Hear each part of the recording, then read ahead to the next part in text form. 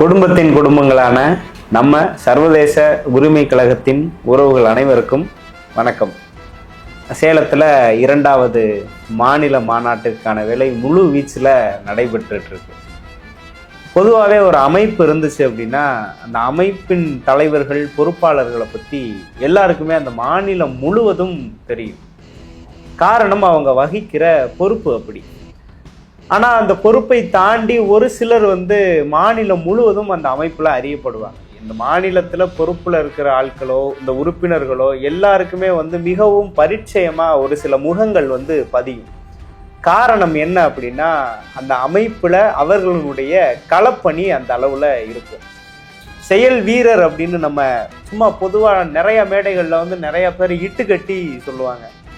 சர்வதேச உரிமை கழகத்தை பொறுத்த வரைக்கும், அதுவும் குறிப்பாக சேலம் மாவட்டத்தை பொறுத்த வரைக்கும் உண்மையாகவே அந்த செயல் வீரர் அப்படின்ற பேருக்கு தகுதியான ஒருத்தரோட இன்னைக்கு நம்ம இணைஞ்சிருக்கோம்.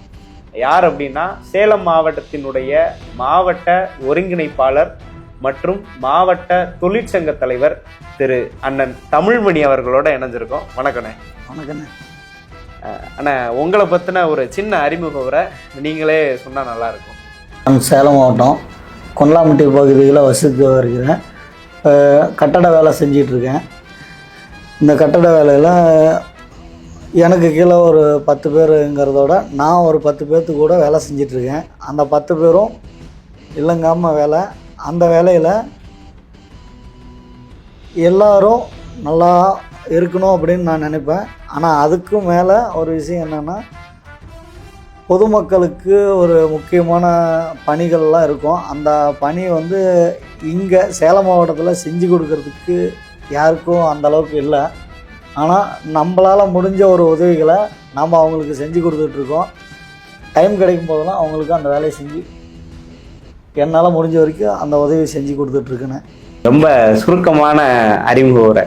அந்த அறிமுக உரை எப்படி இருந்துச்சு அப்படின்னா, ஒரு சாமானியன் தன்னை ஒரு இடத்துல நான் இதெல்லாம் பண்ணுறேன், ஏதோ என்னால் முடிஞ்சது நான் பண்ணுறேன் அப்படின்னு ரொம்ப வெள்ளந்தியான ஒரு வெகுளின்னு சொல்லுவாங்கள்ல, அப்படியான ஒரு மனிதருடைய அறிமுகம் ஒரு மாதிரி இருந்துச்சு. உண்மையிலே ரொம்ப சந்தோஷம் உங்களை இன்னைக்கு சந்திச்சது. சர்வதேச உரிமை கழகத்தில் உங்களை இணைச்சிக்கணும் அப்படின்னு நீங்கள் எப்போ நினச்சிங்க? உங்களுக்கு நம்மளுடைய சர்வதேச உரிமை கழக அமைப்பை யார் அறிமுகப்படுத்தினா? இது என்ன எப்படின்னு, இந்த சர்வதேச உரிமை கழகம் ஆரம்பிக்கப்பட்ட முதல் பயிற்சி பட்டறைன்னு சொல்லிட்டு நம்ம ஏற்காட்டில் இந்த பயிற்சி பட்டறை நடைபெற்றது. அப்போ சேலம் மாவட்டத்தில் கார்த்தின்னு சொல்லிட்டு நம்ம அண்ணன் மாவட்ட தலைவராக பொறுப்பேறாரு. அவர் தம்பி எங்கே இருக்க, இந்த மாதிரி சர்வதேச உரிமை கழகத்தில் மாவட்ட பயிற்சி பட்டறை நடக்குது, நீங்கள் வாங்கன்னு கூப்பிட்றாரு.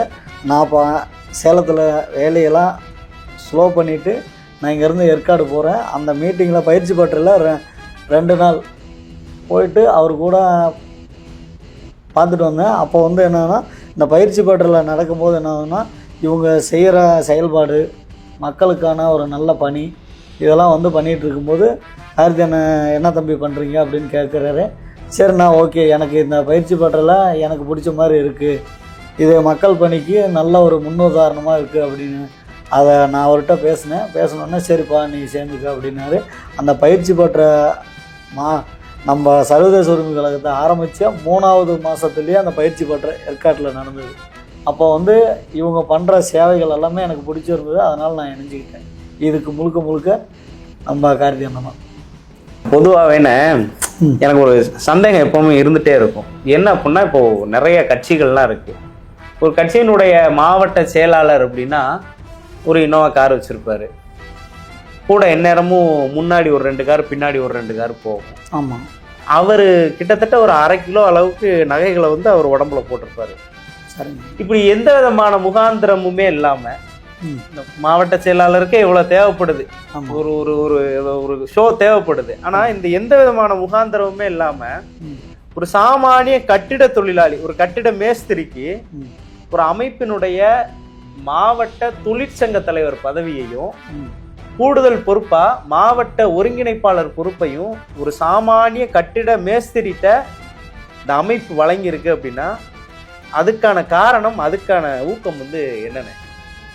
அது நீங்கள் அதை எனக்கு இந்த பொறுப்பை கொடுத்துருக்குறாங்க, அப்போ இந்த பொறுப்பு எப்படி எனக்கு வந்துச்சு, இந்த பொறுப்பை அவங்களுக்கு கொடுக்கணும்னு எப்படி அவங்களுக்கு தோணுச்சு அப்படின்றத பற்றி நீங்கள் என்ன நினைக்கிறீங்க? இந்த சர்வதேச உரிமை கழகத்தில் அண்ணன் கார்த்தியண்ணன் எனக்கு மாவட்ட பொறுப்பாளராக மாவட்ட தலைவராக பொறுப்பு கொடுக்குறாங்க. தொழிற்சங்க மாவட்ட தலைவராக அந்த தொழிற்சங்கத்திலேருந்து மாவட்டத்துக்குள்ளேயும் வேலை பார்த்துட்டு தொழிற்சங்கத்துலேயும் என்னால் முடிஞ்ச வரைக்கும் ஒரு வேலை செஞ்சுட்டு வரேன். அதுக்கு இடையில் மற்ற ஸ்டேஷன் ஒர்க்கு இல்லை மற்ற இடையில் மக்கள் ஒர்க்கு, அதுக்கு எல்லா வேலையும் என்னால் முடிஞ்ச வரைக்கும் நான் போய் செஞ்சிட்டு இருந்தேன். அந்த செஞ்சிட்டு இருந்ததை பார்த்துட்டு தலைவர் கூர்மையாக பார்த்துக்கிட்டே இருந்திருக்காரு என்ன. நான் தலைவர்கிட்ட வந்து ஒரு 3 வாட்டி தான் பேசியிருப்பேன். அமைப்பு ஆரம்பித்ததுலேருந்து அதிகமாக பேசுனதில்லை. ஃபோனில் பேசுவேன், அப்புறம் அண்ணன்கிட்ட கார்த்தியன்கிட்ட பேசுவேன், மாவட்ட தலைவர்கிட்ட. அதுக்கப்புறம் நான் பாட்டுக்கு என்னுடைய வேலையை செஞ்சிட்ருக்கேன். அப்போ திடீர்னு நம்ம ஒரு மாநாட்டுக்கு அடுத்தது சங்ககிரியில் ஒரு மீட்டிங் நடந்தது. அந்த மீட்டிங்கில் என்னால் முடிஞ்ச வேலைகள்லாம் நான் செஞ்சு கொடுத்துட்டு இருந்தேன். அந்த மீட்டிங்கில் வந்து பேசிகிட்டு இருக்கும்போது தலைவர் எல்லா வேலையும் முடிச்சுட்டு கார்த்தியன்கிட்ட பேசுகிறாரு, மாவட்டத்தில் எல்லாத்திட்டையும் பேசுகிறாரு, மாநிலத்தில் பேசிவிட்டு என்னை கூப்பிட்றாரு. என்னப்பா நல்லா இருக்கியான்னு கேட்குறாரு. அப்போ தான் நான் தலைவர்கிட்டே முழுமையாக பேசுகிறேன். அப்போ தலைவர் வந்து ஒரு வார்த்தை சொல்கிறாரு. என்ன சொல்கிறாருன்னா, நீங்கள் தொழிற்சங்க மாவட்ட தலைவராக இருக்கீங்க, ஆனால் இதை தாண்டி உனக்கு ஒரு பொறுப்பு நான் கொடுக்கலான் இருக்கேன் அப்படின்னு சொல்கிறாரு. அது என்ன கொடுக்குறாரு என்னன்னு எனக்கே தெரில, நானே ஷாக் ஆகிட்டேன். அதையும் தாண்டி கார்த்தியன்கிட்ட கூப்பிட்டு சொல்கிறாரு, மாவட்டத்துக்குள்ளே ஒரு பொறுப்பில் கொண்டு வாங்கன்னு ஏதோ சொல்கிறாங்க, என்னன்னு தெரியலையே. நம்ம இந்த பொறுப்புக்கே நம்ம தாண்டி வேலை செஞ்சிட்ருக்கோம். என்னுடைய வேலையெல்லாம் விட்டுட்டு செய்கிறேங்கிறதோட அந்த வேலையும் பார்த்துட்டு இந்த வேலையும் சிரமமாக தான் செஞ்சிட்டு இருந்தேன். ஆனால் தலைவர் ஒரே ஒரு வார்த்தை சொன்னார், தம்பி நல்லா வேலை பார்க்குறாப்படி, இவருக்கு வந்து நான் ஒரு முக்கியமான பொறுப்பு அறிவிக்கலான் இருக்கேன் அப்படின்னாரு. என்னடா சொல்கிறாங்க அப்படின்னு நானும் ரொம்ப நேரமாக யோசிச்சுட்டு தலைவரை பார்த்துக்கிட்டே இருந்தேன். அப்போ தான் சொன்னார், சேலம் மாவட்ட ஒருங்கிணைப்பாளராக தமிழை கொண்டு வாங்க அப்படிங்கிறாரு. அப்போ தான் வந்து என்ன சொல்கிறாங்க, சேலம் மாவட்ட தொழிற்சங்க மாவட்ட தலைவராக பொறுப்பு கொடுத்த எனக்கு அதை பொறுப்பாளராக நியமிச்சுட்டு அதுக்கு அடுத்ததாக சேலம் மாவட்ட ஒருங்கிணைப்பாளராக பொறுப்பு கொடுத்துருக்காங்க.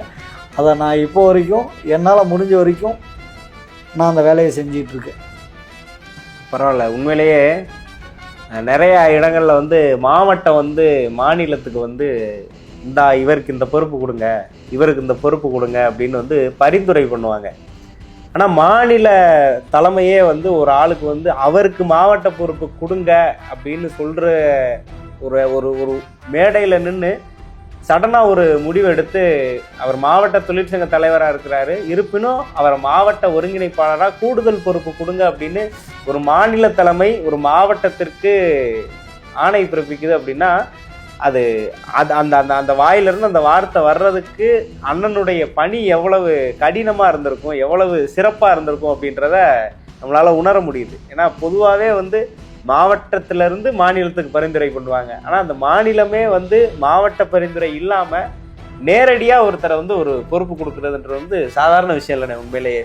ஏன்னா இப்போ நீங்கள் தொடர்ந்து கவனிக்கப்பட்டு வர்றது வந்து உங்களுடைய களப்பணியிலான தான். அப்போது எல்லாருமே எப்படி வேலை பார்க்குறாங்க நம்ம அமைப்புக்குள்ளே அப்படின்னு தொடர்ந்து நீங்கள் கண்காணிச்சுட்டே வருவீங்க. ஆமாம், நம்ம வேலை பார்க்குறோம் அப்படின்றது இல்லாமல் நம்மளை சார்ந்தவங்களும் எப்படி வேலை பார்க்குறாங்க அப்படின்னு கவனிச்சுட்டே வருவீங்க. ஆமாங்க. அந்த வகையில் நம்ம தலைவரினுடைய செயல்பாடு எப்படின்னு இருக்கு? தலைவர் வந்து அவர் கூர்மையாக எல்லாத்தையும் பார்த்துக்கிட்டு தான் இருக்கார். ஆனால் தலைவர் எந்த இடத்துல பார்க்குறாரு, எப்படி பார்க்குறாருங்கிற கண்ணோட்டம்லாம் யாருக்குமே தெரியாது. ஆனால் தலைவரை நான் ஒரு சில விஷயத்தில் பார்த்துருக்கேன். தலைவர் வந்து வாட்ஸ்அப்பில் பார்க்குறாரு, இல்லை நம்ம ஃபோனில் கான்டாக்ட் பண்ணுறாரு, அப்படியெல்லாம் கிடையாது. ஒவ்வொருத்தரோட பதிவும் வாட்ஸ்அப்பில் யார் முக்கியத்துவம் கொடுக்குறாங்க, யார் எந்த இடத்துல செயல்பாடு போகுது அப்படிங்கிறது நம்ம கூடயே இருந்து நம்ம கூடயே மாவட்ட தலைவரோ இல்லை பொதுச் செயலாளரோ இல்லை அமைப்பு தலைவரோ அதையும் தாண்டி இளைஞர் அணியோ கிடையாது. அதையும் தாண்டி நம்ம கூட இருக்கவங்க நம்மளை பற்றி நம்ம சொல்ல தேவையில்ல, ஆனால் நம்மளை அறியாமையே தலைவருக்கு அதுக்கு கொண்டு போகிறதுக்கு ஆள் இருக்காங்க. ஆனால் இது எதையுமே தெரியாத மாதிரி தலைவர் காட்டிக்குவார். நம்மக்கிட்ட பேசுகிறதும் பேசாததும் அப்படி கிடையாது. ஆனால் தலைவருக்கு போகும், சேலம் மாவட்டத்தில் யார் வேலை செய்கிறான், நாமக்கல் மாவட்டத்தில் யார் வேலை செய்கிறான், ஈரோட்டில் யார் வேலை செய்கிறான்னு தலைவருக்கு தெரியும். ஆனால் தலைவர் இப்போ வரைக்கும் யார் யார் என்ன பண்ணுறாங்க எல்லா விஷயத்தையும் என்னக்கிட்ட கேட்குறதோட என்னுடைய என்னை பார்த்தாவே தலைவர் சொல்லிடுவார், தமிழ் என்ன பண்ணுறாரு, தமிழ் எங்கே இருக்காருங்கிறது. அந்த பரிந்துரை வந்து எனக்கு ரொம்ப பிடிச்சிருக்கு. எம்டி நம் சர்வதேச உரிமை கழகத்தின் எம்டி மோசஸ் செல்லத்துறை அண்ணன் அவர்களுக்கு என் நெஞ்சார்ந்த நன்றியை தெரிவித்துக்கிறேன். பரவாயில்ல, உண்மையிலே ஒரு நல்ல விஷயம்ண்ணே. இப்போ பொதுவாகவே வந்து முதல் மாநாடு நம்ம திருநெல்வேலி மாவட்டத்தில் நடத்தினாங்க. உண்மையிலே மாநில மாநாடு நடத்துறதுன்றது ஒரு சாதாரண விஷயம் கிடையாது. கண்டிப்பாக. ஆனால் உங்களை பார்த்ததுக்கப்புறம் உங்களுடைய களப்பணியை பற்றி நம்ம அமைப்பில் கேட்டு நான் தெரிஞ்சுக்கிட்டதுக்கப்புறம் உங்களை வச்சு மாநில மாநாடு நடத்துறது வந்து ரொம்ப சிரமமான விஷயம்லாம் இல்லை. அந்த வகையில் சேலத்தினுடைய நம்ம சர்வதேச உரிமை கழகத்தினுடைய சேலத்தில் நடக்கக்கூடிய 2வது மாநில மாநாட்டினுடைய பணி என்னெல்லாம் செஞ்சுருக்கீங்க, என்னென்ன திட்டம் இருக்குண்ணே? இதில் பார்த்தீங்கன்னா மாநில மாநாடு சேலத்துக்கு கொடுத்துருக்காங்கன்னா அது மிகப்பெரிய ஒரு விஷயம். அது வந்து மாநில மாநாடு 2வது மாநாடு நவம்பர் 16 சேலம் மாவட்டத்தில் மிக பிரம்மாண்டமாக நம் பழைய பஸ் ஸ்டாண்டில் நேதாஜி நேரு கலையரங்கம் அருகில் ஒரு ஸ்டேடியம் இருக்குது. அந்த ஸ்டேடியத்தில் போஸ் மைதானங்கிற ஸ்டேடியத்தில் நடக்கிறது. அந்த மாநாட்டுக்கு நம் தமிழ்நாட்டில் எல்லா மாவட்டத்தில் இருந்தும் நான் வரவேற்கிறேன். இது பார்த்திங்கன்னா இப்போ நம்ம சேலத்தில் என்ன சொல்கிறோன்னா, இந்த மாநாட்டோடைய முக்கிய பணியை பார்த்திங்கன்னா வாரம் ஒரு 500 போஸ்ட்ரு சேலம் மாவட்டம் ஃபுல்லாக ஒட்டிக்கிட்டு இருக்கோம். இது இல்லாமல் பார்த்திங்கன்னா வால் போஸ்ட்ரு போடுறோம், பேனர் போடுறோம், சௌர விளம்பரம் எழுதிட்டு இருக்கோம். இது வந்து இந்த மாநாட்டுக்காக முன்னெடுப்பு விழா நடத்திக்கிட்டு இருக்கோம். இந்த விழாவை எங்களால் முடிஞ்ச வரைக்குங்கிறதோட எங்கள் சேலம் மாவட்டத்திலிருந்து மிக பிரம்மாண்டமாக நடத்தி கொடுப்போம். இந்த மாநாடு சர்வதேச உரிமை கழகங்கிறது இது எனக்கு மட்டும் கிடையாது, நம் எல்லாத்தோடைய உரிமைக்காக நம்ம மாநாட்டை தலைவர் வந்து நம்மளுக்கு சேலத்தில் பரிந்துரை செய்து கொடுத்துருக்காரு. இதுக்கு முக்கிய காரணம் நம் சேலம் ராஜாண்ணன், அது இல்லாமல் நம்ம மாவட்ட தலைவர் கார்த்தி ராஜாண்ணன். சேலம் ராஜாண்ணங்கிறதோட நம் மாநில செயற்குழு உறுப்பினர் ராஜா அவரும் கார்த்தி அண்ணன் மாவட்ட தலைவர். இது இல்லாமல் சேலம் மாவட்டத்தில் முக்கிய நிர்வாகிகள்லாம் நிறைய பேர் இருக்காங்க.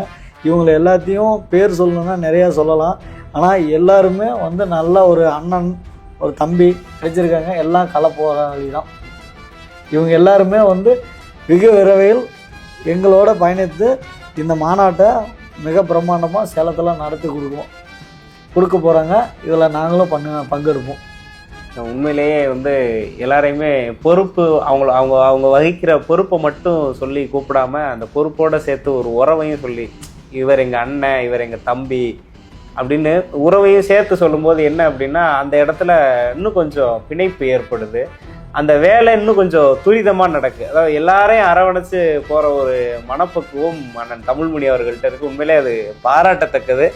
உள்ள எல்லாரையும் அரவணைச்சு இந்த உயரம் இல்லாமல் இன்னும் நிறைய உயரங்களுக்கு போகிறதுக்கு சர்வதேச உரிமை கழகத்தின் சார்பாக வாழ்த்துக்கள்ண்ணே. நன்றி.